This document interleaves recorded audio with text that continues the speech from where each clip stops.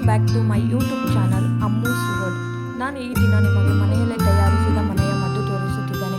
ಅದರ ಉಪಯೋಗಗಳು: ನೆಗಡಿ, ಕೆಮ್ಮು, ದಮ್ಮು, ಆಯಾಸ, ಉಬ್ಬಸ, ನಿಮೋನಿಯಾ, ಮನೆಯ ಮದ್ದಿನ ಪರಿಹಾರ. ಇದಕ್ಕೆ ಬೇಕಾಗುವ ಸಾಮಗ್ರಿಗಳು: 25 ಗ್ರಾಂ ಅಗಸೆ, 20 ಗ್ರಾಂ ಮೆಣಸು, ಜೇನುತುಪ್ಪ.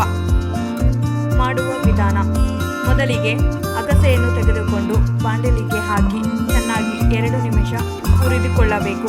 ಮೀಡಿಯಂ ಫ್ಲೇಮಲ್ಲಿ ಹುರಿದುಕೊಳ್ಳಬೇಕು.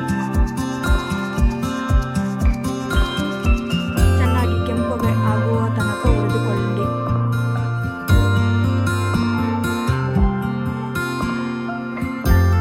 ತದನಂತರ ಮೆಣಸನ್ನು ತೆಗೆದುಕೊಂಡು ಮೀಡಿಯಂ ಫ್ಲೇಮಲ್ಲೇ ಅದನ್ನು ಸಹ ಹುರಿದುಕೊಳ್ಳಿ.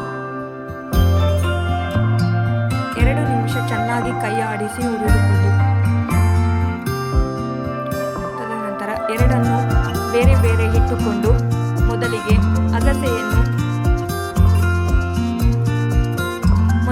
ಅಗಸೆಯನ್ನು ಮಿಕ್ಸಿ ಜಾರಿಗೆ ಹಾಕಿಕೊಂಡು ಚೆನ್ನಾಗಿ ಪುಡಿ ಮಾಡಿಕೊಳ್ಳಬೇಕು.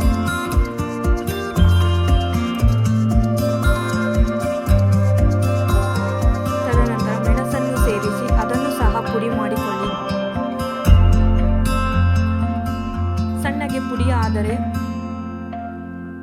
ಸಣ್ಣಗೆ ಪುಡಿ ಆದ ಮೇಲೆ ಅದನ್ನು ಬಳಸುವ ವಿಧಾನ: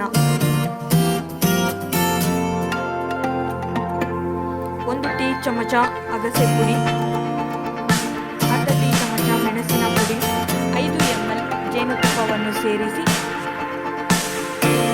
ಚೆನ್ನಾಗಿ ಕಲಿಸಿಕೊಳ್ಳಿ. ಇದನ್ನು ಮುಂಜಾನೆ ಹಲ್ಲು ಉಜ್ಜಿದ ತಕ್ಷಣ ತೆಗೆದುಕೊಳ್ಳಬೇಕು. ನಂತರ 1 ಗ್ಲಾಸ್ ಬಿಸಿ ನೀರನ್ನು ಕುಡಿಯಬೇಕು. ಇದನ್ನು ವಾರದಲ್ಲಿ 2 ಬಾರಿ ತೆಗೆದುಕೊಳ್ಳಬೇಕು.